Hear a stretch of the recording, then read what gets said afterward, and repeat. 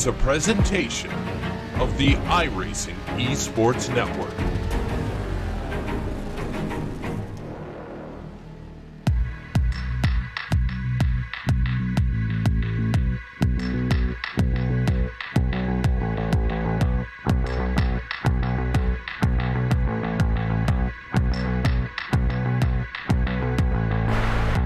Live tonight from Watkins, Glen International, we go road course racing to kick off the round of 8 as LSR TV's coverage of the eSpeed Contender Series Bomb Track Fabrication Playoffs continue into this evening, where we say good evening sim racing fans and welcome to the Carbon Collective 51 as we enter round number 32 of this 2018 season, and we also welcome you into the LSR TV booth. As always, myself, Evan Pizzoco, joined alongside by Rachel Whiteford, Gary Weaver upstairs with you this evening. Our producer, Hugo Luis, is downstairs pushing the buttons and bringing us to you. And Rachel, we come into this race having just made another cut, so only 8 drivers. Hopes that a championship remains. And you want to talk about a curveball? Forget Talladega. How about Watkins Glen tonight for 51 laps? Absolutely, and this is one heck of a different track these guys are going to experience tonight. This isn't oval racing, this is road racing. These guys have to make these trucks work, and I tell you what, the brakes on these things will be terrible, the tires will be terrible after 5 to 10 laps. These guys are going to have to work a whole different strategy tonight, and that is tire conservation on a whole new level. And let's talk championship. Headed into this evening, of course, if you were with us last week from Kansas, you'll know that Scotty Reinshield, Keith Stewart, Doug Lemons, and Brent Keith, those were the drivers who were eliminated. So now as you look at the round of 12, they now fade out and are eliminated. A points reset coming into this evening. 5 bonus points available to your race winners from the previous round. So Marshall, Barry, Sean Powell, Brandon Holder, they do have a 5-point advantage, whereas Paul Bliss, Kingsbury, Ray, Torrey, and Neer, they're all tied and dead even. 5th through 8th the points of this round going to consist of Watkins, Glen, Texas, and Phoenix. And of course, that will cut things down at the championship 4. But Gary, as the trucks begin to roll, there's not a lot of time left in the playoffs as we slowly close in. And I think for the first time all season, to really get a good look at some of the guys who are going to be fighting for a championship. This could be that curveball race, though. You really like road course races? You can go right here, punch yourself right into Homestead. Oh yeah, I love this track so much to a certain extent, but either way, it's probably going to be one of the most favorite tracks in this round, aside from Phoenix. But nonetheless, though, again, it's going to be throwing a little bit of a curveball like you mentioned, so this is going to be the race that you pretty much have to win if you don't really want to be dealing with anybody over at Texas or Phoenix. And of course, as the field rolls up and through the S's, let's take a look top to bottom at your LSR TV starting grid. Malik Ray will start this one from pole position, and it'll be Matt Kingsbury alongside him in second. Of course, qualifying always takes place on Monday, and we normally race Wednesdays. Of course, a little bit of an iRacing hotfix pushes things back to this Friday evening, so we're happy that you're with us. Brad Neer, Brent Keith going to make up row 2. Going to be 3rd and 4th position, respectively, on the grid. The 04 of Sean M. Ryan will round out your top 5. After him, it's going to be Tim Marlowe, who appears to be in the pit starting from there. Ryan Lang up next in the 7th spot. Perry Snefson in the 8th spot. James Torrey in 9th, and Everett F-Lane in P10. 11th is going to be that number 85 of Paul Bliss. Doug Lemons in the 70 starts 12th. 13th is Gregory Thompson. 14th, Bobby Everhart. 15th, Brandon Holder. And that is 11th through 15th. And then continuing on through, you got Marshall Berry in 16th position. Timmy Logwood Jr. going to share row 9 with Keith Stewart. They'll be 17th, 18th. Doc Stout, 19th.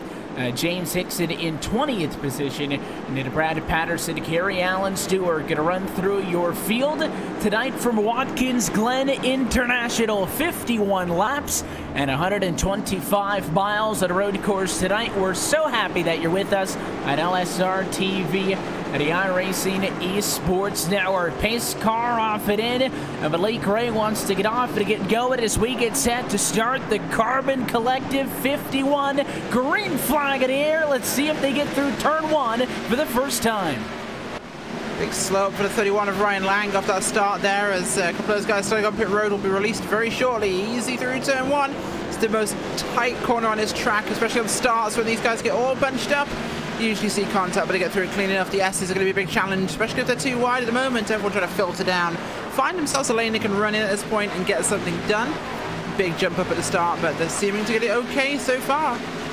And then right-hander there onto the back straightaway. That's considered turn 4. Of course, then we'll head into the treacherous inner loop, the bus stop, if you will, which doesn't even register as a quarter. Technically, on a racetrack, they'll head down into the outer loop, the wide, sweeping right-hander, which is turn number 5. And then, funny enough, we skipped the boot at Watkins, Glen, so the drivers head back down this second short shoot into the left-hander, which is turn 10. So it's a jump from turn 5 to 10.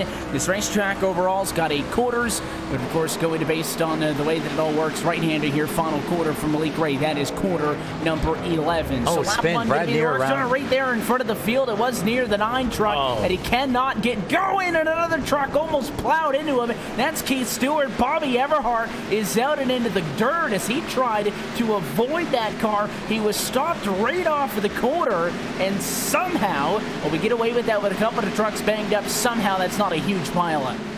Yeah, it could have been worse. I mean, one of the tricks for these trucks, Evan, is you've got to use a lot of throttle through the corners, and the curbs help as well. The curbs will help. These trucks don't want to turn. They really don't want to make sharp turns. You need to get on those curbs, use those curbs to help rotate the truck, but you've got to keep some power in there at the same time, because if you're light on the rear end, it's going to spin around exactly like that did. Lots of off-corner spins will happen tonight. That is a regular occurrence with truck road racing. But to these guys, you know, use those curbs, keep gassing it through the corner, keeps it stable. It's going to catch people out. And the Amsoil replay showed it to you. That is just an atrocious start for Brad Neer, who spun that car around all on his own after starting up front, and then when he tried to pull forwards to get back going, he pulled into and hit another lead lap car. I believe that was the 5 machine, who ended up sending Everhart off it into the sand trap. And Brad Neer, who came into tonight as a round of 8 driver, he is on pit road early, Gary. That is a huge shot to his championship hopes. The way it sits now, he's going to finish dead last tonight. Yeah, from a spin like that, I mean, with how sudden it went around, I think that was more than that. Seemed to be because of a downshift when he was mid-corner, so that's the only thing that I could think of from a snap, from a truck out snap around instantly like that. So, like you mentioned, it's not too good, of course, since it is Watkins Glen. As far as I know, his engine's pretty much done for, so he'll have to look ahead to Texas. If he can't get in, then he'll have to worry at Phoenix. Certainly, quick repairs available as always in this eSpeed Contender series. And another thing to keep in mind is obviously when you're on a road course, there are no full course cautions pretty much. So not only did he have to take the toe to the pit lane if there is any hope at getting that truck fixed, this is a quick race, 51 laps, yes, 125 miles, nothing to slouch about. But when you know that there aren't going to be any breaks in this race, you're pretty much guaranteed that this race is going to go maybe 65 minutes or so, top to bottom. It doesn't give you a ton of time to get it fixed. We've got another spinner off the same corner, and this is, like I said, one of those tricky corners on the racetrack. The 24 track. Everett Lane noses it into the Armco. Not heavy, but enough to really cause him some trouble. Going to get it spun around, and like I was saying earlier, most of the spins off that corner there, turn number 7, that's literally just getting the wrong thing. You know, not enough gas coming out the corner. It's just carrying the weight balance, and these trucks have a lot of weight to actually shift around in the corners, and that's one of the things people underestimate, is that they'll be really good at having that weight to the outside, and it transfers back as they come off the corner. It's got to be managed. And you talk about it being a short race, but it is no breaks, Evan, like you did say, and it's one of those things those guys will really feel towards the end of this. Even after 20 laps, they'll be struggling, and if they are not sweating after this race and have physically sore hands, back, feet, they've not been trying. Road course racing, these things, is a physical experience. Yeah, to put it simply, these NASCAR trucks aren't made to drive at a racetrack like Watkins Glen International. Now, that's what makes them so fun to watch, and it is a beautiful challenge to undertake, but you're going to be tensed, a hard, stern grip on the wheel for the course of the entire hour or so that this race is going to go on. It is very difficult, and also not only maybe a little bit physical strenuous compared to some of the other racetracks where you get a lot of opportunities to break, but also I'd say mentally strenuous, Gary. These trucks are spinning out with brand new tires. Just think about how hard they're going to have to fight as this race goes on to not make those kind of mistakes when the tires start to fall off. This race is going to be won, I think, primarily by speed. Malik Ray qualified on the pole. He has still stayed up front and has grown about a 2-second advantage over Matt Kingsbury. He has 9 seconds in front of the third place truck. That is speed, but a lot of the positions I think mid-pack are going to be dictated based on who does and who doesn't make mistakes, and you have to be absolutely perfect all the way around. There's not a lot of places to run off here at Watkins Glen. Those Armco barriers are awfully tight on a lot of the corners, and Everett Lane learned that any small mistake puts you in the wall. Yeah, especially here. I mean, for essentially endurance, in a way it's endurance, but not really, but it also kind of is, so it's more of a gray area in that category. But for, like you mentioned, tires are still new relatively for the most part, are just coming around to complete 5 laps. So, I mean, that's maybe something a little bit to worry about. So it could be, again, just adjusting what gear you're shifting to or when you're shifting at a certain time. I mean, shifting down under braking while turning, that's definitely a recipe for disaster. I think James Corey may have locked up the brakes ever so slightly heading into turn 1, maybe in the right front tire. So there's also that. Braking too hard is the thing that you have to watch out for. You have to save your tires essentially for these first 25 or so laps if these drivers do want to pit at least at a halfway point. It could be around about 25, just to replace those old tires.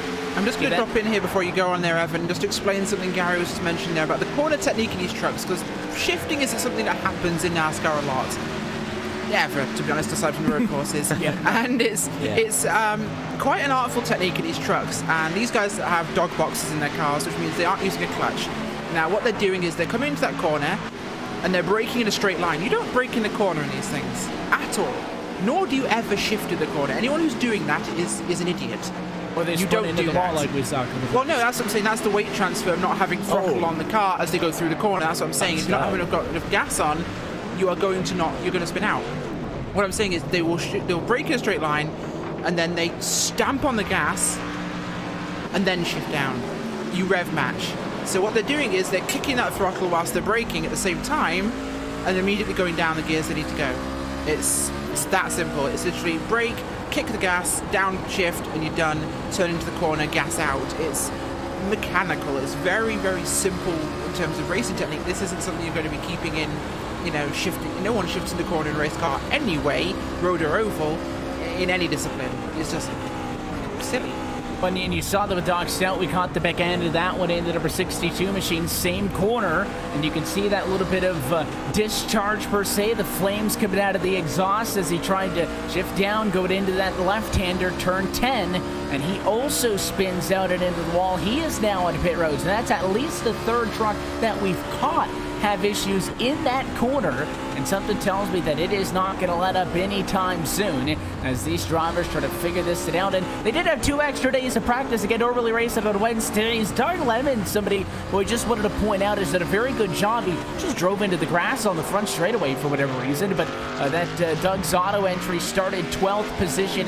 He is up to 3rd, and again, all of that without the assistance of any sort of a caution flag. So just wanted to mention, quick tip of the hat to Doug Lemons for doing a very good job early on. The battle really still to watch is towards the tail end of the top 10 still. Tory, Bliss, Holder, Lang, all those trucks kind of stacked up on top of each other, but I mean the separation up front pretty great right now as Lemons in 3rd is now 10 seconds off your race leader. But the one thing that you'll notice if you look at those intervals at the top of your screen, Matt Kingsbury has closed a little bit from 2nd position. Malik Gray no longer running away from him. So 1-2 class of the field, and that might be a fight before soon.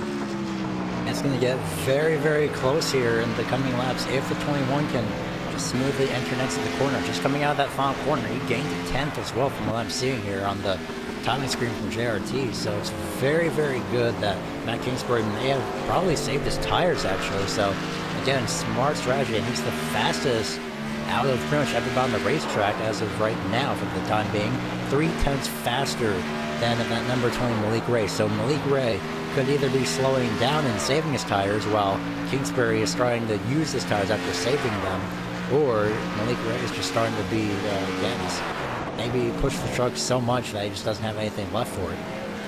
We'll see if maybe he gave it a little bit too much early on in this race. Now with 8 laps in the works for Watkins Glen, 3 drivers have had incidents that have had to fall off of the lead lap. Of course, I'm sure other drivers who are still on the lead lap have maybe had a couple of close calls or so, but so far so good. If we talk about just the pace that this race is going to run, I mean, your race leaders rate, you're already working lap number 9, so nearly a fifth of the way through this contest, and well, it really feels like we just got going here from Watkins Glen. So it is that fun balance where, I mean, there is certainly the sense of urgency, and it's difficult to have to go knowing that there is, on the clock at least, limited amount of time, while also knowing that there are so many opportunities to throw it away each lap that you do have to be very careful with it.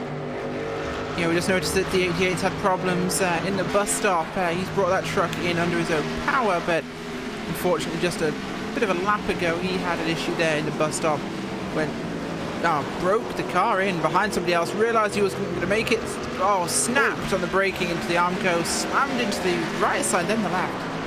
Yeah, if it spun out maybe 5 feet further down the racetrack, he would have just spun into the bus stop, but he braked really hard to not get into the back of Brad Patterson, and that truck snapped right into that Armco barrier. A huge hit, all 4 tires on that truck off the ground. I think you get a look at it there with the AMSOIL replay, and the 88, all kinds of torn up.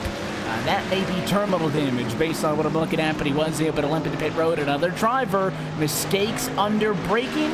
We don't see a ton of road racing on LSR TV, Gary, but I think I'm noticing a trend that ties right back into what you and Rachel were talking about, is obviously when these guys are going to be struggling tonight. And it was the first time we'd seen an issue down into the bus stop. That surprises me, because that tends to be one of the more treacherous parts of this track.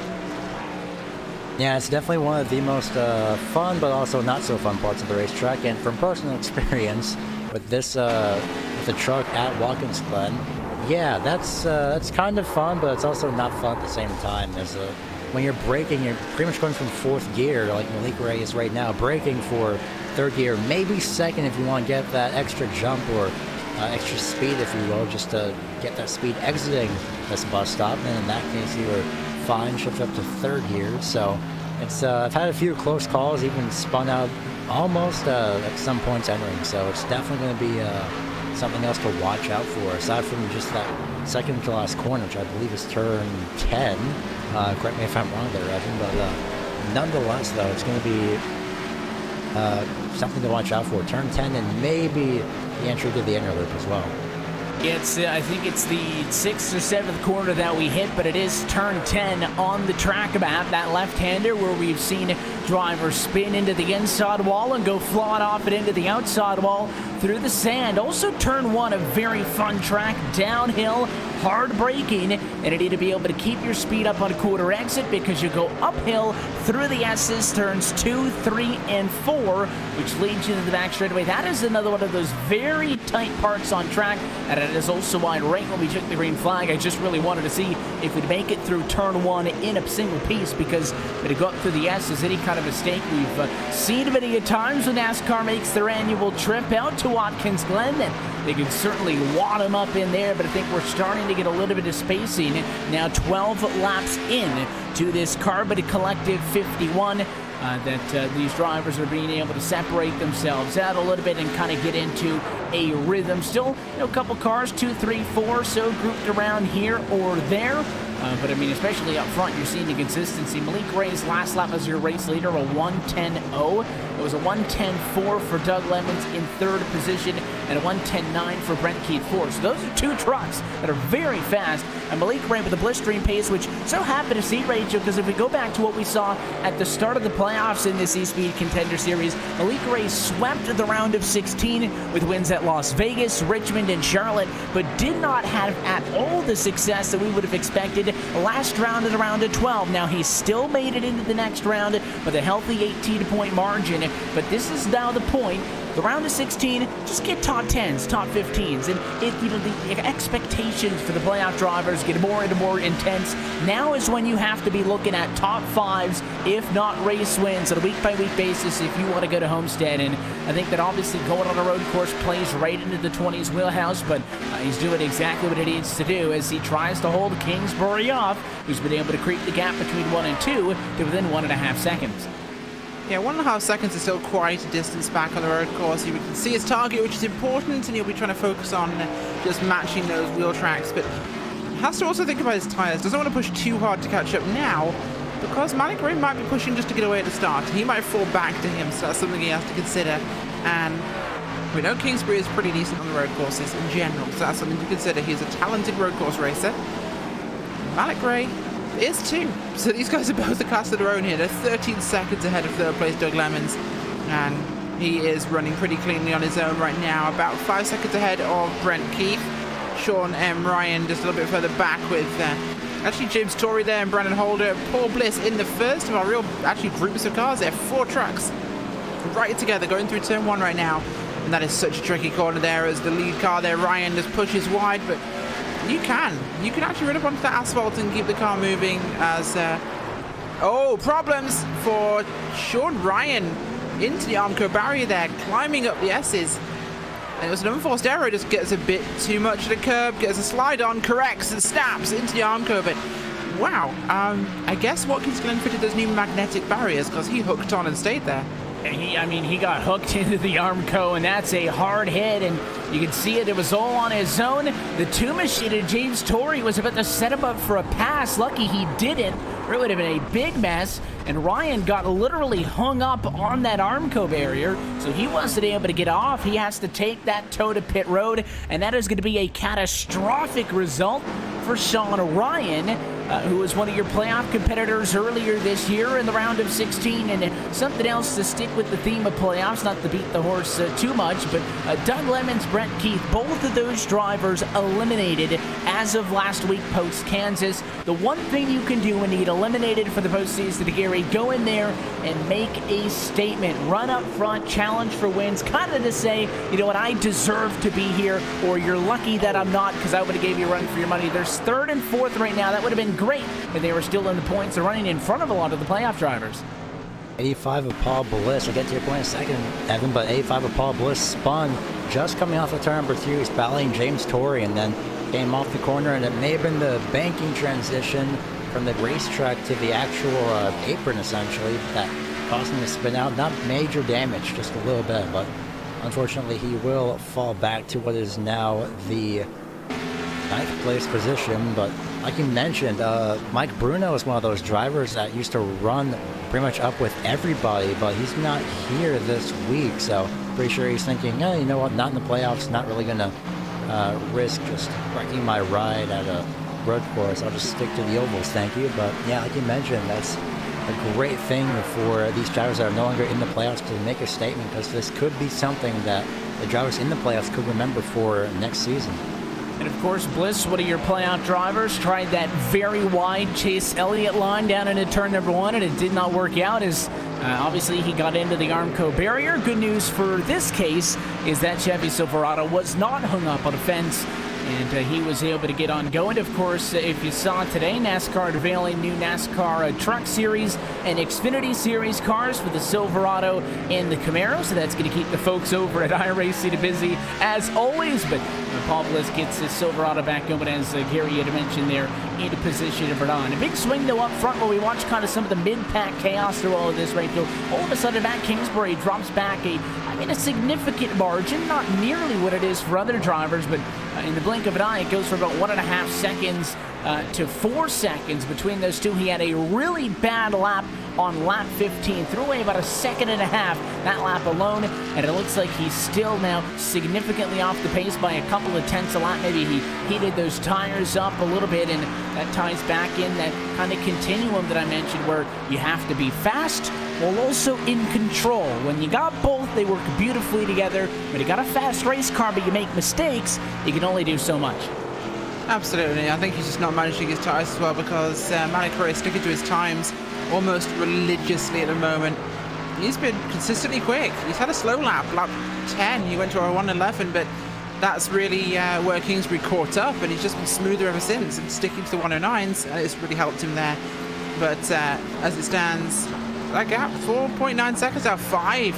Kingsbury really falling off the boil here.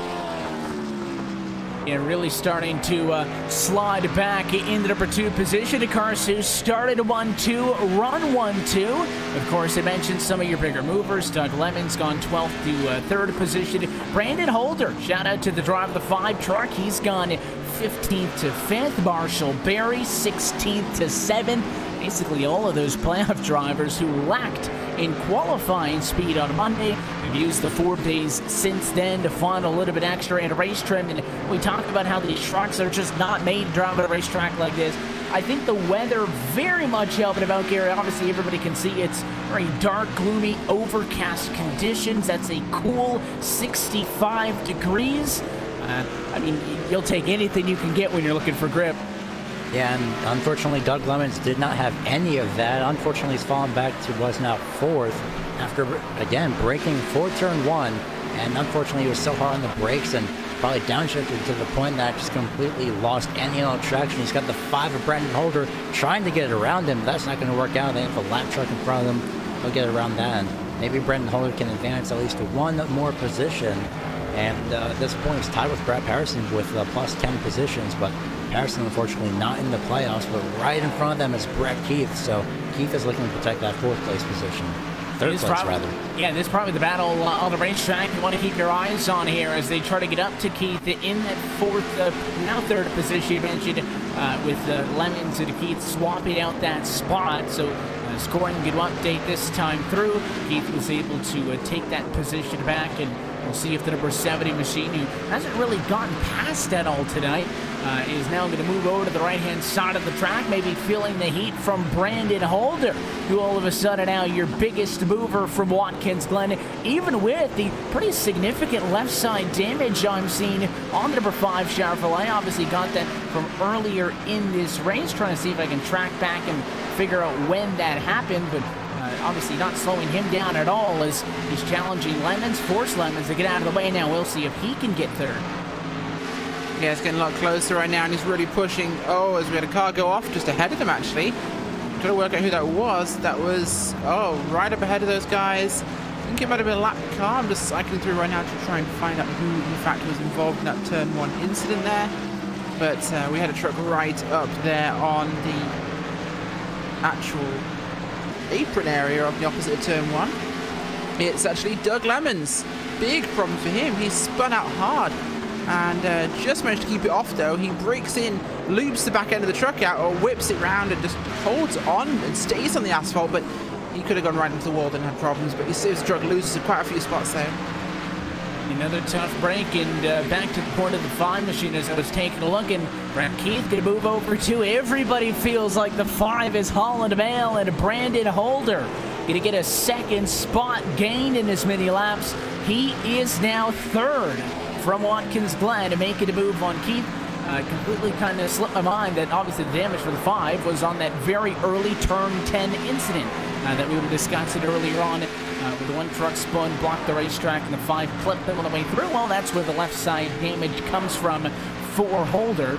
So obviously I think he's very fortunate that it's not slowing him down a ton. As curious if Doug Lemons is going to be able to do anything with him. The 5 was all over the back of the 70. They kind of followed each other through the field. Now that Holder's in front, we'll see if Lemons wants to mount a charge back. But Lemons is able to get through in the 4th position. So Brent Keith kind of sensing that the trucks that I guess were behind him were much better on their tires. He just really let them go. Didn't really want to force an issue, and he will slide back to P5.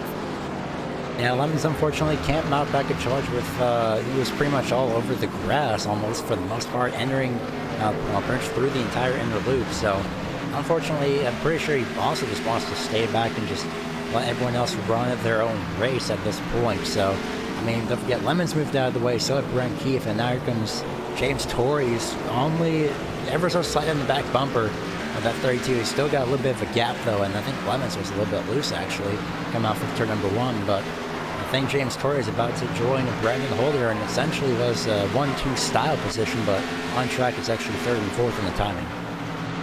Yeah, and obviously long way around Watkins, Glen International for those times to update on the scoring pylon and a running order that right now has 13 trucks still on the lead lap, and it looks like 20 trucks still on track entirely with Perry Snelson and Brad Neer on pit road. In fact, Brad Neer's on pit road, still sitting down there, so he's not officially out of this race per se. Perry Snelson is.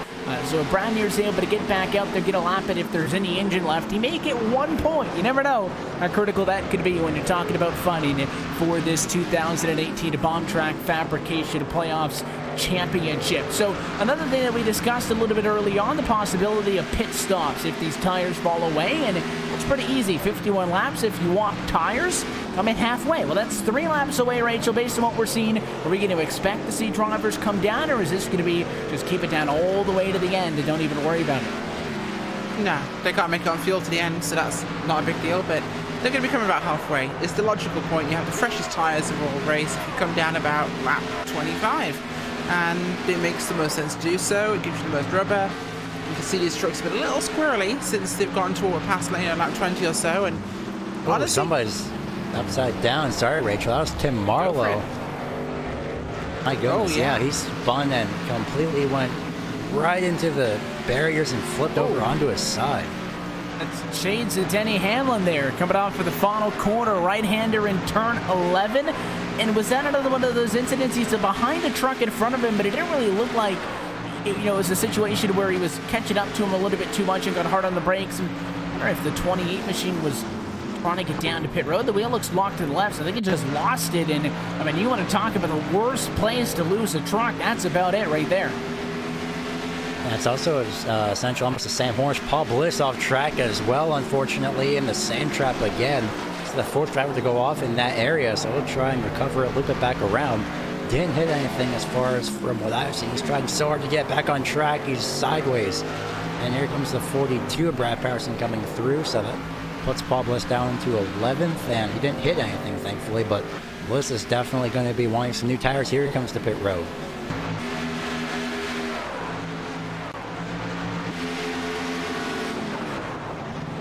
I think that's the eternal indicator of keep spinning, time for new rubber. Yeah, and then maybe take it easier next time, but it's one of those tracks where that just really becomes a major factor, and once they start going, the truck is almost unhandleable. Yeah, it's really unfortunate, and he overshot his pit box ever so slightly too, unfortunately, just to add insult to injury, but nonetheless, though, thankfully, he's managed to get back into pit road, at least for the most part. Yeah, I'm sure he wasn't really planning to come in right there at lap 22, but you spin it, you heat the tires up. I think the only thing you accomplish by staying out for those extra 2 laps is you probably spin the truck again, and you might not be as fortunate as simply going off and into the gravel trap. And that was pretty much a spitting image, I think, of what we saw earlier in this race out of another one of our drivers, Everett Lane, pretty much put in that same spot. Certainly, turn 10 is the calamity corner to see needed from Watkins, Glen International, and I mean, any minute now, you can come down to the pit lane, a little bit of leniency, 2-3 laps out of the way of the midway break, not going to be as critical as it may be at most racetracks you're looking at right now. I mean, drivers still running pretty close to their optimum lap time. Somebody like a Malik Ray, Rachel, you noted, who's, been pretty close to his best lap times. His last lap was a little bit more than 2 seconds off, which is kind of funny because you got some other drivers who are running their lap times maybe a little bit more on the inconsistent end of things. Their fastest laps were like 9-10 laps in, so it's just a matter of a combination of nailing a bunch of corners. But certainly there is tire fall off. Drivers are going to want to come in, get fresh rubber, get fuel to get to the end of this Carvity Collective 51.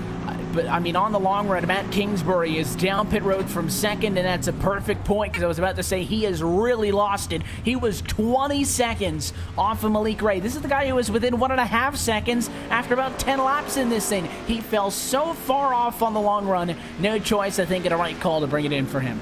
This is when we talk about degradation. If you push your tires hard on the road course, they will drop off a cliff and they're gone, and you will just lose so much time. But if you could just run at 90%, 95% on the track like Malik Ray's been doing, you can keep those tires alive for a very long time. It's also technique. There's a certain way to drive in these trucks, and it does involve a lot of manual handling of them. Getting them really aggressive into the corner, getting the corner to turn the truck itself, and I don't think Matt Kingsbury's really had it tonight.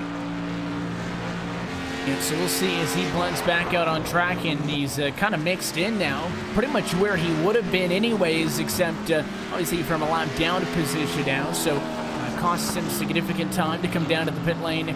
Wouldn't at all be surprised if Malik Ray really doesn't come down. I mean, if he wants to come in halfway, now's the time to do it, don't get me wrong, but I don't think Malik Ray's concerned about matching other drivers. At ovals, when you're talking about a big gap, and a big gap at ovals not 18 seconds, that's astronomical. But, you know, you got a couple-second gap at an oval, somebody pits, you have to respond to that, because sure, there's a 2 seconds different, but, you know, that's 4 seconds a minute at most tracks. Here, it's a lot longer of a lap time. It takes him significantly longer to make that time up. So I don't think Malik Ray needs to respond to these other trucks pitting. He may just pit this time by and completely on par with his strategy, because we'll be at the cross flags point this way through, and even Malik Ray is not immune to a little bit of a bobble. He caught that truck in turn 10 that time.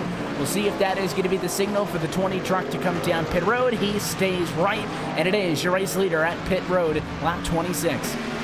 This is the thing to watch here from Malik Ray, is to make sure that he doesn't overshoot his pit box. And of course, it is ever so slightly different. I mean, instead of turning to the left, you're going to the right. But all you have to do is just make sure you stop on the marks and don't mess up. Don't speed entering or exiting pit road. He's got down pit road just fine into his pit box, and he heavily... Nope, never mind. Actually, wrong pit stall. But he does make it into his pit box. A-okay. Yeah, it almost looked like he was going into the wrong box, but that's Matt Kingsbury. Of course, those light blue numbers, as well as the spoiler and the splitter, let you know who the playoff drivers are, and a pretty average pit stop from Malik Ray. Going to be held up a little bit here. It's funny, that right-hander there, nice in turn, and look out, one car trying to yield right. Looked like Gregory Thompson was trying to pull over, but that's where pit road exit was. That was almost spun ugly. out. Yeah, as they get through, and Thompson's going to be able to get back up to speed, but you just want to talk about bad luck. Luckily, Thompson caught that with the right side of mirror, did not pull in front of Malik Ray. That would have been a crazy way for a race to turn, huh? Oh, absolutely, and it's crazier things have happened in trucks races, believe me, as Malik Ray's trying to get past more lap traffic there in the carousel. Goes around the outside. Just when you've got these things dialed like he has, you've got it dialed, and then you make the field look slow. And I tell you what, even if you talk about him looking like he said this truck together today, you ask Malik Ray after the race, how was your truck so in control today? What was your secret? He'll say, no, there wasn't one. I was out of control the whole way around. I just crashed faster.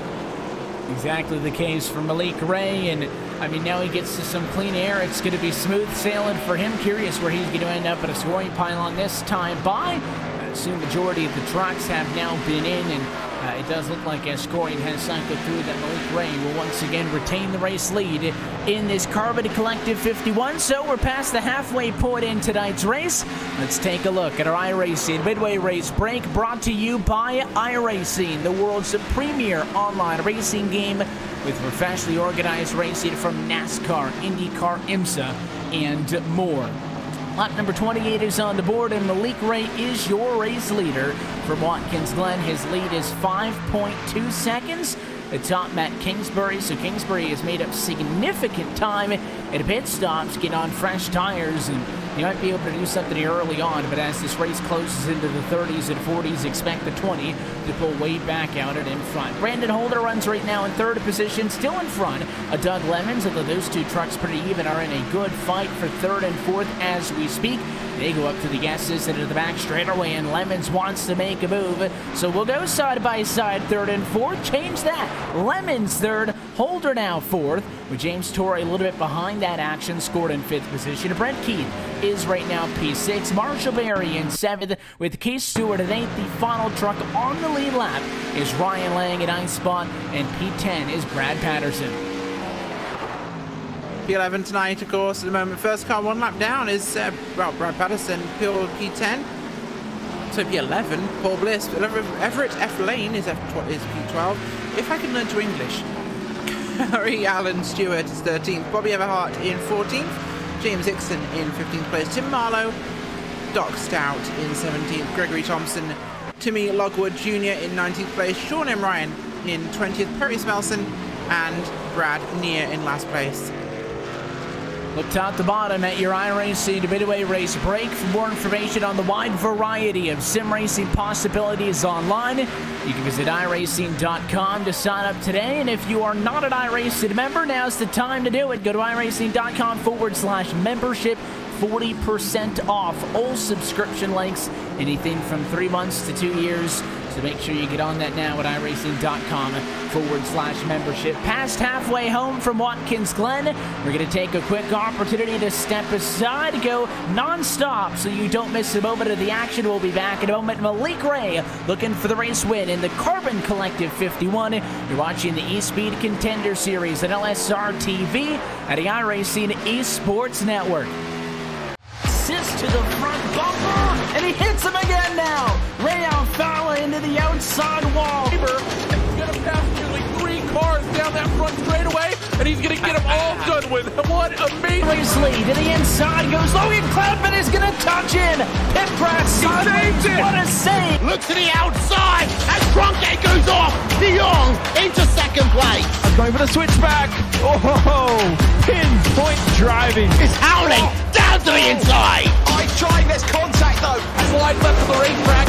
Chris Leonard drives it back down underneath, and he takes that second spot right back. Joker goes to Garrett Lowe. Garrett Lowe should take victory with all that contact. He's going to try and make the move around the outside the parabolica. That's not going to work, but he's going to try and get the cut back here. Get the run out the parabolica. That's beautifully done there. Makashube, there's a little bit of door banging as well.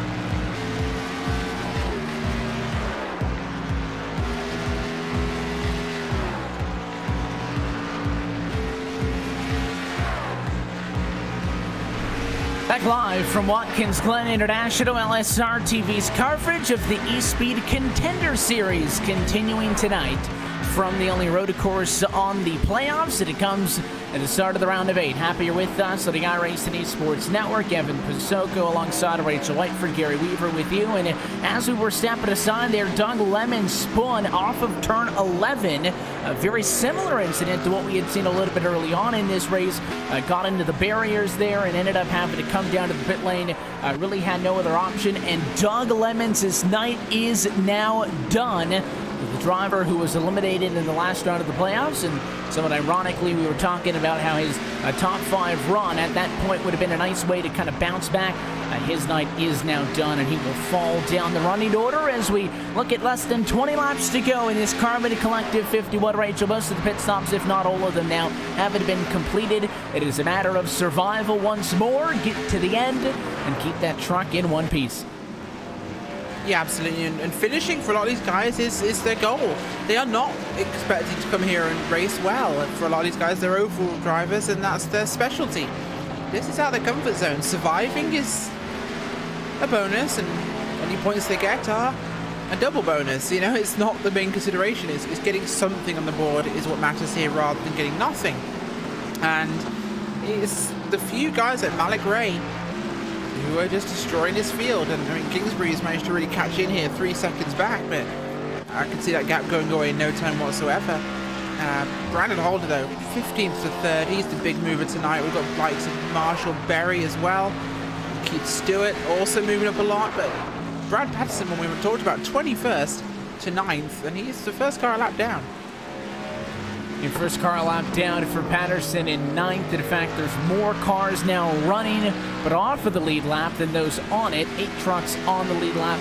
Looks like 9th through 19th. So 11 drivers off of the lead lap, but also still on the racetrack. A couple of drivers haven't now faded off the way. Goodest point of any, as we'll now really start to hone in on the intervals and watch to see if any more battles going to formulate late in this race. That coverage of the eSpeed Contender Series is brought to you by Joel Real Timing, the official timing software of LSR TV. Whether you spend your time on the sim from behind the wheel, on the pit box, or from atop the spotter stand, JRT is the go-to software for iRacing timing and scoring analytics. You can get yourself the basic download or buy the full pro version today by logging on to joel-real-timing.com for more information. One thing that I find a miraculous role of this, Gary, is all of a sudden Matt Kingsbury is back in this race in second position. Of course, he made the decision to come down to the pit lane not all that long ago.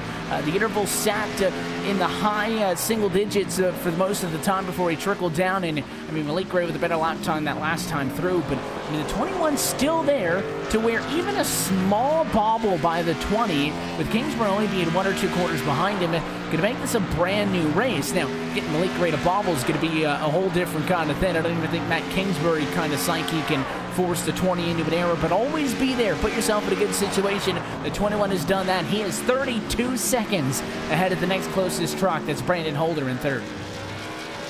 Kingsbury is pretty much, he has more than a safe buffer at this point, but right now for Malik Gray, I mean, just before he came back, pretty much the same lap essentially that the 70 has spun out. At this very corner is when Malik Gray overshot ever so slightly. Not a lot to go off into the sand itself, but just got into the grass over here, overshot the curb ever so slightly, and got off the racetrack for a few moments. But nonetheless, though, as you have a spin from the number 7 of Keith Stewart as well, and he's in the same spot as well, trying to get back going, and he finally does. But my goodness, going to be falling down the order currently 8th. Going to see what happened again. Just got ever so slightly on the curbs, and then spun it, looped it, nosed the tire barriers ever so slightly, and then just finally got it back going. Those are going to be, I think, the make or break things when you talk about some of the battles mid-pack. Oh, and another driver slow up it in the S's. Bobby Everhart spins going up into turn number 3 and almost wiped out a lead lap truck coming through. That was Marshall Berry, P6, who barely fit through as the 71 was blocking about half of the real estate up to the S's. Luckily for the 05, the 71 was not on the inside of the next corner. He is still trying to get back on track after missing the exit of the bus stop now. Yeah, and that's a pretty easy one to do, actually. Missing the exit of the bus stop is super easy. Getting slowdowns there is really easy as well, and that'll cost those guys. Well, we talked about the gap between Kingsbury and Malik coming down, but it's now back up to 5 seconds. Malik Ray's off on his rocker again, but no, the bus stops are really tricky sequence corners, especially when those tires just start to burr a little bit. And you get complacent. That's the worst one. It's the hardest corner to get right because you relax too much, and you've got to be on your game there because it's just super tight. The truck is shifting its weight around so much. There's so much room for error. So Everhart is going to try to get through this race without a beaten and battered 71 truck as he has fallen to 14th, back where he started in this race some 37 laps ago. And I believe the battle that we need to be keeping an eye on may be for 3rd position, because Brandon Holder, who had been the one that charged through the field here, again 15th to 3rd, but I mean, he got 4th and then 3rd position in sequential laps. I mean, was very good compared to some of the trucks around him. The last few times around, James Torrey behind him has been better. Last lap for Holder, a 1:10.6. It was a 1:10.7 for Torrey, so the 5 picks it back up. Other than that, probably one of the closest battles we see, aside from Marshall Berry and Ryan Lang. Right now are maybe going to fight for 6th position, although Berry now pulling a significant margin after that. Number 31, Michelle Lang lost a ton of time on this lap after having a very rough go maybe on the first half of the racetrack. Yeah, it's pretty unfortunate, but on the bright side that we can say that he at least finished the race, but he's unfortunately going to have to let someone by, and that's going to be the 20 Malik Ray in a few moments' time, probably just at the tail end of this lap, for at least Malik Ray. He's going to be working his way up through, but once Malik Ray gets by, then that means Ryan Lane can finally set his sights on that 05 and hopefully get by him, maybe gain something out of it as well. All you can hope for. Damage minimizing, of course, try to get whatever you can. And it is this funny thing, and Rachel, you mentioned it, that a lot of these drivers very much oval focus. I should say, two directions you could go on the iRacing service, oval or road. Now there's a dirt equivalency of both of those, but if you're racing in this eSpeed Contender series, you're an oval driver, so you toss this road course in these NASCAR trucks. It is a challenge. Now, if you look at Malik Ray, obviously very comfortable. Matt Kingsbury, obviously a big fan of the road course side of things. There are many drivers who excel in both disciplines, but I'm very impressed with, that secondary group. Holder, Torrey, Keith Berry, not necessarily the road course ringers, but drivers who focus on an oval league like this, that when it comes down to it, can just put in a solid, mistake-free race.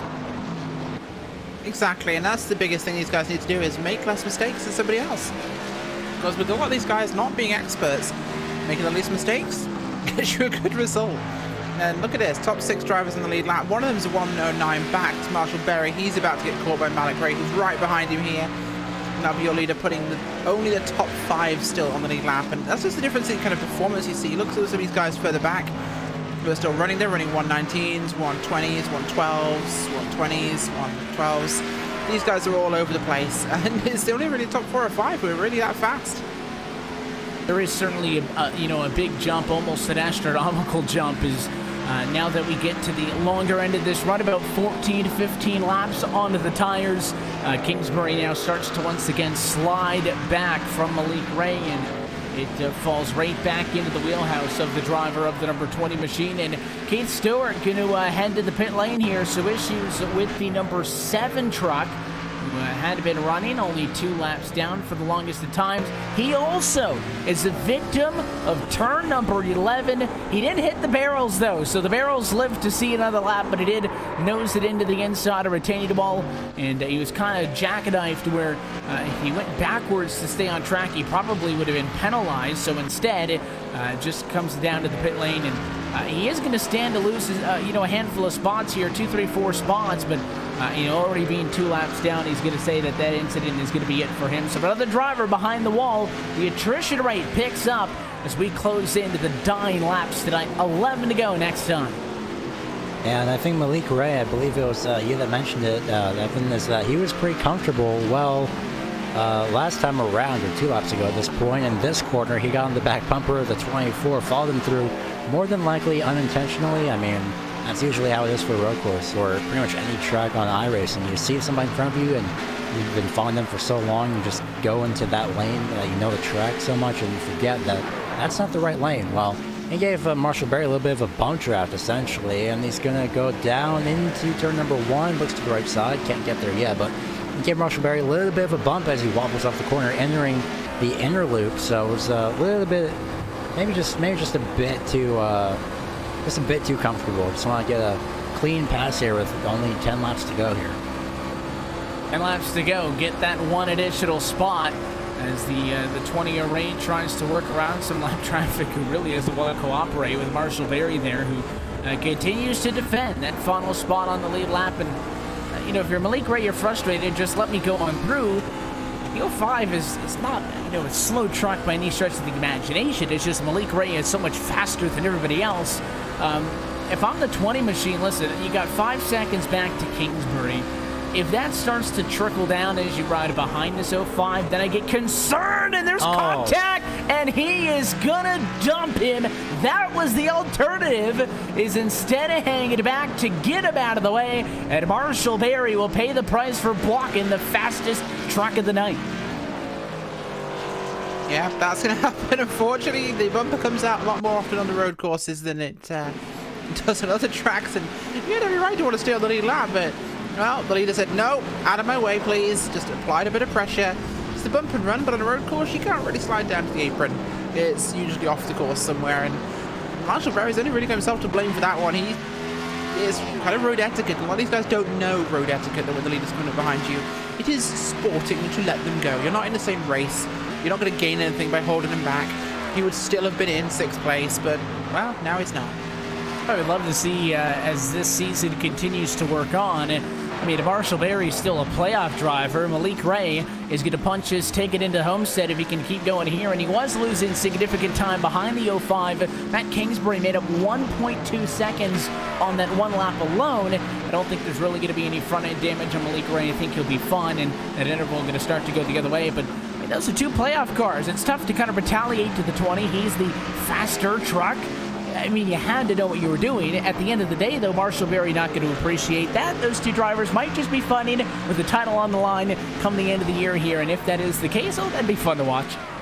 Yeah, I would say wait until next week, but at this rate, if Malik Ray's going to punch his ticket to Homestead, then in that case, I'd say wait until Homestead if the 05 wins either at Texas or Phoenix. I mean, Kansas is when the 05 was very successful, so I'm pretty sure that was maybe that could have been a little bit of a statement holding up Malik Ray, saying, hey, remember, I won last week. So that could be a little bit of a statement. So coming into Texas and Phoenix next week, as Marshall Berry wobbling a little bit, because Malik Ray wobbling a little bit all over the track is kind of stressing me out. It's going to be interesting to see if Marshall Berry can punch his ticket in, and maybe we might see something happen at Homestead, maybe not. Maybe just a little bit of a bump that Malik Ray did. Maybe something that's kind of subtle, but in a way saying, hey, I remember what you did to me at Homestead. So it's just, it's going to be a very, very exciting final 4 races here. Final 3 races, actually, once this is over.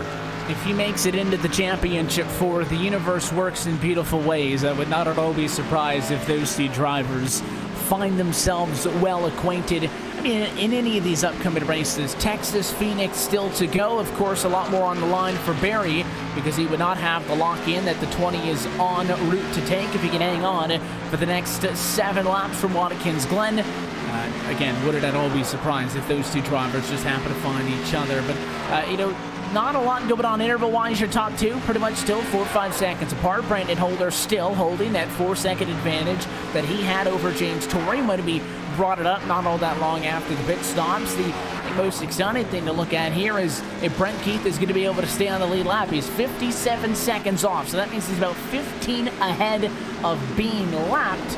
And he's running about 1.5 seconds to 2 seconds slower per lap. That might be kind of the last thing to keep an eye on here is most of these drivers, I think at this point, if you're near somebody, I mean, you're very close on Tom, and it's going to be a great fun, but I just don't see that. I think all of these drivers, after 44 laps, a green flag racing, a cycle of pit stops, and all that fun stuff, have at this point gotten where that truck is supposed to be. Exactly, and the truck is kind of as far as they're going to get at this point in the race. It's a matter of bring it home, secure what you're going to get, and just try and keep on to that. And that's why I think silly things like blocking the leader at this stage of the race is just daft. That's like an oval attitude, a short track oval attitude of wanting to try and get the, you know, the last wave round or whatever. It's not going to benefit you much at all. It's just something you need to just accept and move on with. And these guys all need to start preparing for the end of the race, secure what you've got, and go for what you can.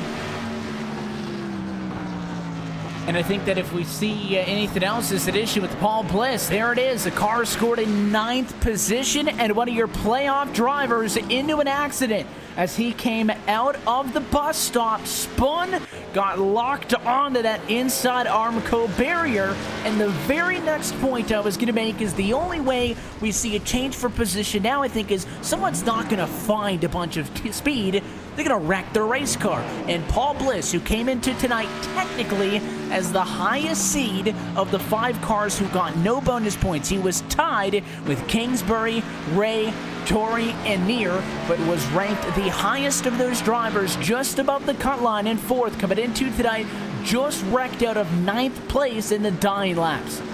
Yeah, it's really unfortunate. Barely caught it too from what I've seen. It's just that unfortunately though, it's something that I noticed. He was in pit road, so looked back on what happened, and then, well, next thing I know, it looks like probably gassed it up a little bit too hard on the exit of the interlude where the curbs were.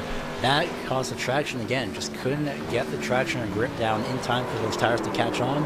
He spun out, and like mentioned, he got hung into the arm coat. So unfortunately, it's again just out of the race early on. He is back out on the track from what I'm seeing. No, he's not actually. It's a little bit of error, I believe. But nonetheless, though, Matt Kingsbury trying to work his way around live traffic just to at least finish the race or somehow catch up to Malik Ray if he doesn't make any mistakes. That's the key thing, and if you've gone this far, you gotta think you're gonna be able to close it out. For a lot of these drivers, we certainly saw some who really started to struggle on the tires once about 20 laps or so were completed, made their pit stops a little bit early. That would suggest that, of course, they're gonna be on the worst tires they've been on all night. At the very end of this race, Malik Ray goes a little bit wide in turn 1 to get around some lap traffic. There are 5 laps left to go. From Watkins Glen International, it is still Ray, Kingsbury, Holder, Torrey, Keith, 1, 2, 3, 4, and 5. They're the only trucks still on the lead lap in this one. And for Malik Ray, after a somewhat lackluster round of 12, which I don't think if he ran those 3 races in this round, I don't think he would make it into the championship 4. Of course, he was, at the end of the day, scored in 10th position, so he just barely made the cut. He needed to turn it up a notch, and the driver who I thought was the favorite a couple of weeks ago rejuvenates himself to life this evening. A win again locks him into the championship 4. He just needs, this time by 4 more perfect laps. Yeah, so he does in 4 laps. This is still a lot to ask at this sort of track, and the lap times are looking consistent again from Ray. He's doing exactly what he has to do. He's been averaging 110s and 111s for the last 5 or 6 laps, and that's exactly perfect. Just bring it home. 5.1 seconds to Kingsbury is looking solid. Holder, he's a long way back, 42 seconds back. Torrey, 5 seconds behind him. That's a battle that could evolve in the next few laps if one of them makes a mistake. It's looking unlikely. Yeah, and listen, anything can happen. We saw the issue not all that long ago with Paul Bliss. So he's back out onto the racetrack, having been literally stuck on that Armco barrier to be able to get back out on track. He loses a lot of time. In the end, it looks like it's really only going to be a handful of positions or so. He scored right now 10th, if that's the case. Not all that bad at all, only losing 1 spot, but you miss the playoffs by 1 point. That would certainly be not the way that you want to go. So one thing I'm looking at is manage your gaps. We talked about there's a handful of battles that are 4 or 5 seconds apart. Don't let that car get right up to you. But, I mean, you don't need to beat them by 5 or seconds or so. So there's no reason, Gary, for these drivers to go 100% right now. Just kind of roll it back, take a comfortable pace, just finish this race at this point. You've done the hard work. You just got to finish it now. Certainly 2 different mindsets. Yeah, the main thing they just have to do is, well, I have this much of a gap. Let's just lay back, relax, and just get to the end. Don't try and push or set the fastest lap again. Because, well, of course, we're way beyond that point since the tires are essentially 20 to 25 laps worn in. So we're well 2 seconds off, essentially, of the fastest lap times. But right now for Malik Ray, I mean, he's pretty much fine. Again, like you mentioned, just relax and get to the end. He's just going to work his way through the inner loop, and every time he works through, I stress myself out. A little bit of a bobble there, it looks like, too, just from that 3rd curbing of the 2nd left-hand side of that, 2nd left-hand turn of that inner loop, and on the grass off the carousel saves it. That's something that you mentioned, Devin, and hopefully Malik Ray will start to calm it down here in these final 2 laps. Yeah, obviously, he's not listening to the broadcast, or the delay is not gotten to him yet. That's the fun thing about this version of Watkins Glen on the iRacing service. And in real life there, that's all paved now. That's a relatively new runoff area. And in fact, most of the places, if not all of them, on this current version that are, those gravel traps or, just straight transition into the grass, a lot of that has recently been paved over for, the NASCAR races that they have up at Watkins Glen. And, the 20 machine left side tires. Grass is one of the most treacherous things on the iRacing service. If you haven't experienced it, I don't recommend sticking the left side tires out in the grass and seeing what happens.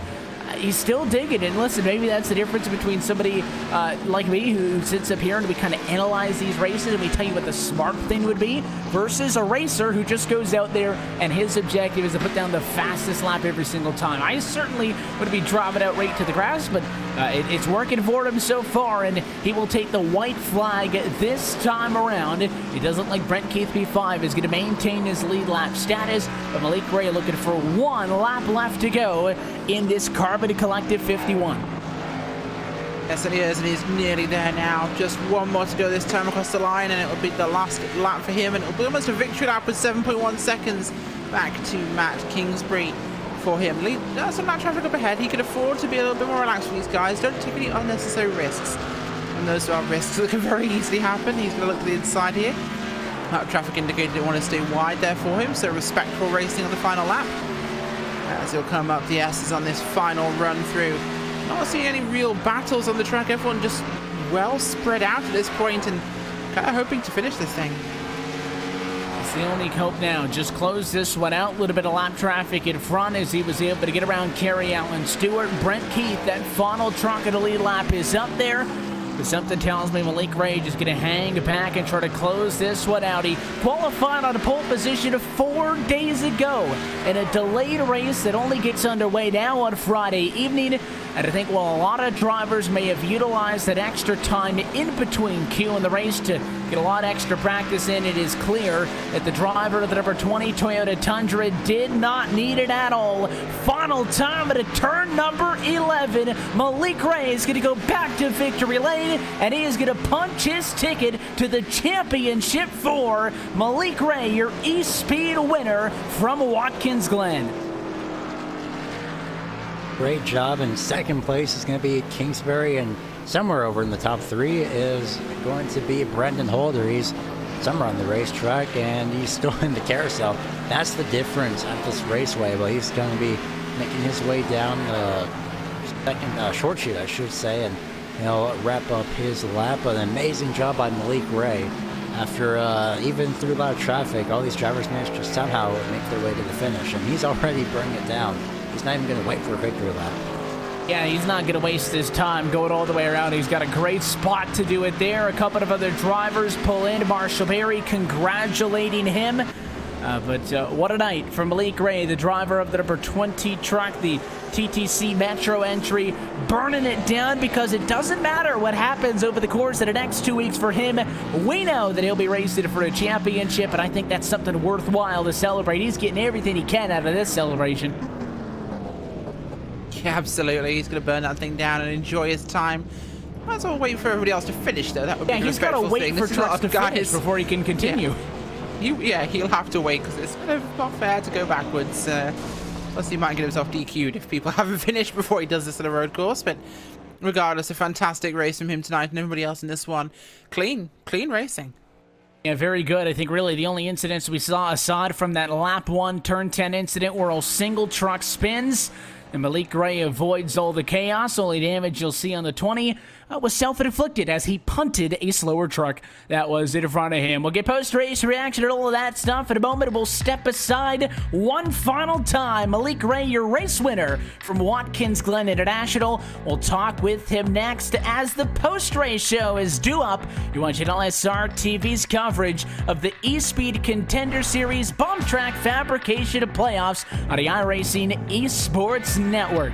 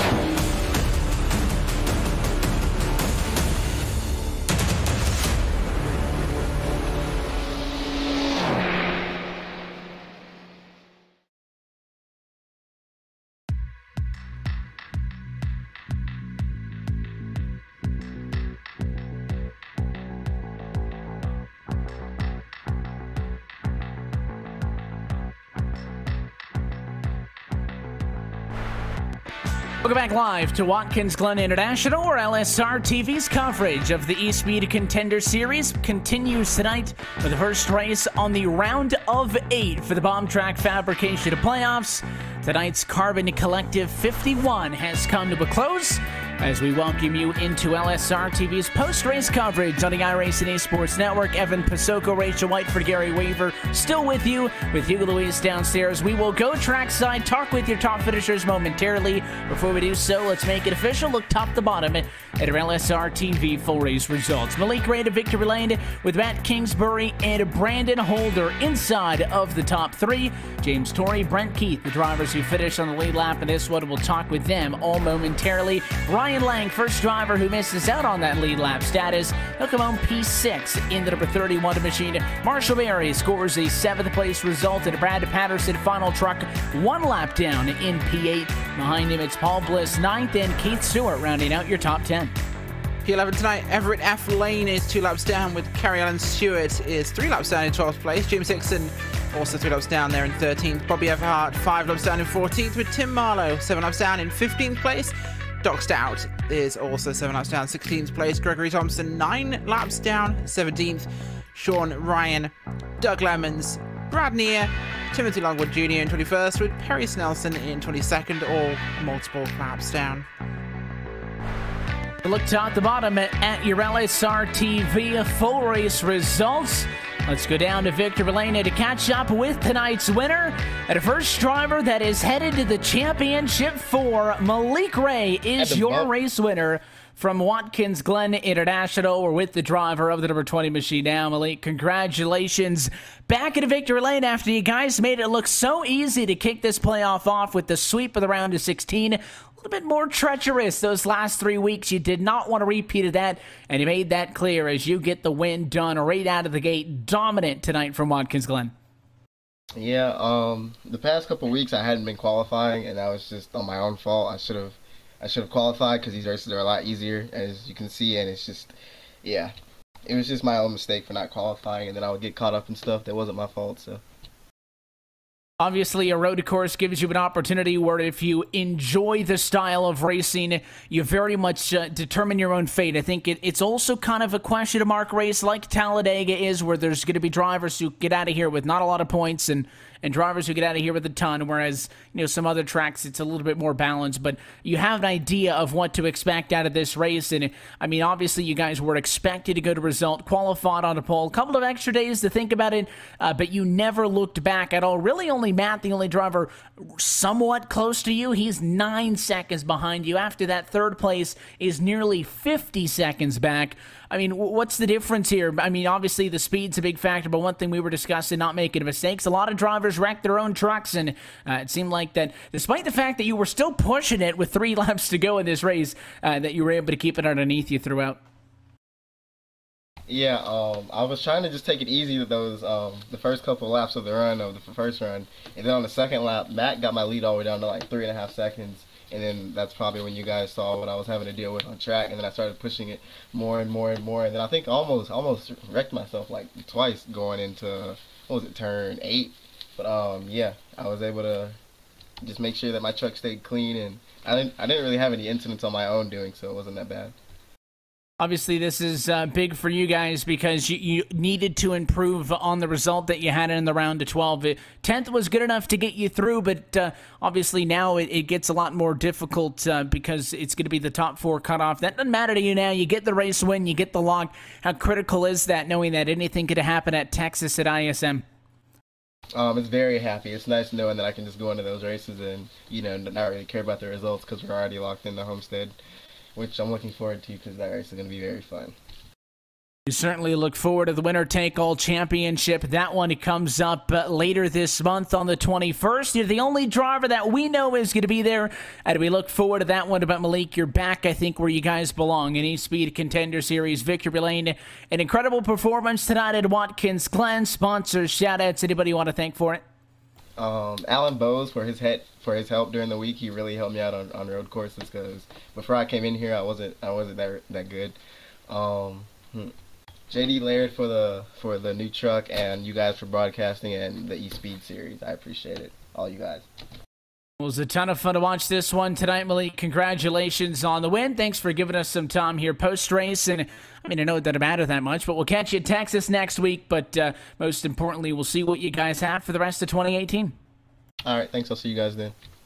He was the best driver tonight by far. A deserved win. Malik Ray gets what is his 4th win in the 7 races thus far on these Bomb Track Fabrication playoffs. Behind him, but is still a great result for Matt Kingsbury, who didn't have any bonus points coming into tonight. Well, he got a ton of points this evening. 2nd place finisher, trackside with Rachel.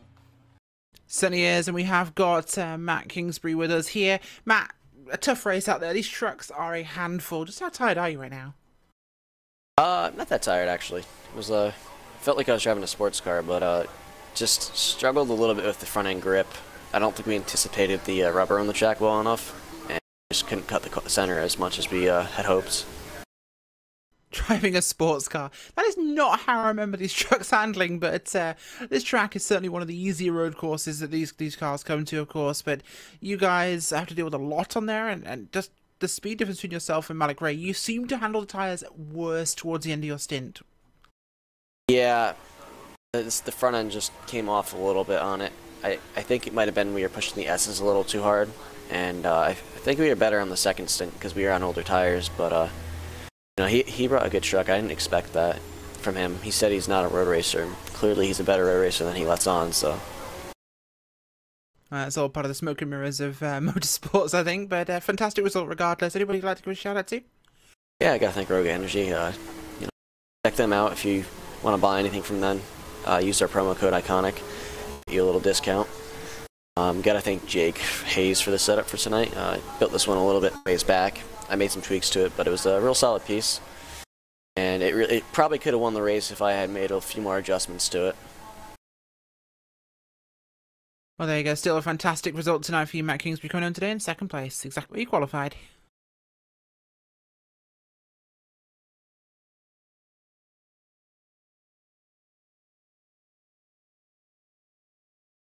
And I am standing here with the driver number 5, Brandon Holder. You started 15th, finished in 3rd place. My goodness, you somehow managed to do all that and pit stop somewhere in the middle of that. How are you feeling? Are you sore at all, or are you just pretty much used to this at this point? Well, it was an eventful race. I'm really glad with the finish. I messed up and lost track of time and didn't make qualifying, so for that bonehead move, I'm proud of the finish. Yeah, somehow that bonehead move did give you a P3 finish, so again, congratulations on that. So, any changes at all, or was there anything different that you expected for this track heading into tonight? You know, with the cool weather, you know, I knew it was going to be a fast track. I don't think, even if I would have qualified up front, I could have kept up with the front two, man. They were really quick. But, you know, it's a lot of the things I expected, lap trucks all over the place, you know, and things that shouldn't go on that does. But anyway, we had a good run and proud of the effort we put in. Well, following up with that effort, who would you like to give a shout out to or thank for your P3 finish? I've got to give a big shout out to Brad Neer. He come up with the set. It's a wonderful set. Good job on the set. I thank Timmy and Marshall and Sean, the work that they put in, and we look forward to see how far we can go in this deal. Well, we sure hope to see you in the championship 4, but again, congratulations, Brendan Holder, on your P3 finish here at Watkins Glen. Thanks, man. Certainly going to be a lot of critical points for those drivers. Kingsbury obviously going to move above the cut line. Brandon Holder started there with a 5-point bonus, so he'll probably be the 2nd-ranked driver, and then it's pretty much a toss-up. I think it may be Barry who comes home in 7th tonight to, you know, when you look at some of these drivers, may be above the cut line. But the one thing I can promise you, well, we don't have official points quite at this moment, is that Malik Ray check mark. He is going through. He did the same thing at the round of 16 to win the first one. He didn't need to win the next two. He was fine, and he went on to sweep that round. So don't think just because the 20 is nice and safe, Gary, that he's not going to care about Texas and Phoenix. In fact, with nothing to lose, he might just go in there and be extra dicey and go to sweep another round. But Malik Ray is going to fight for a 2018 eSpeed Contender Series championship, and there's always the ups and downs. This elimination-style playoff format always puts a chance that some of those best drivers fall upon poor luck and it doesn't happen. But that was not the case. I think that 20 machine absolutely deserves to be in as the first seed. Yeah, I was going to mention that as well. It's that he did win at Las Vegas and he pretty much auto-advanced to the round of 12, but he still swept the round of 16. So we could be seeing that once again from Malik Ray. It's going to be amazing to see what he can do heading into Texas and Phoenix next in these next couple of weeks. And of course, don't forget Homestead, Miami, where it all culminates. That's going to be a very exciting race to look forward to.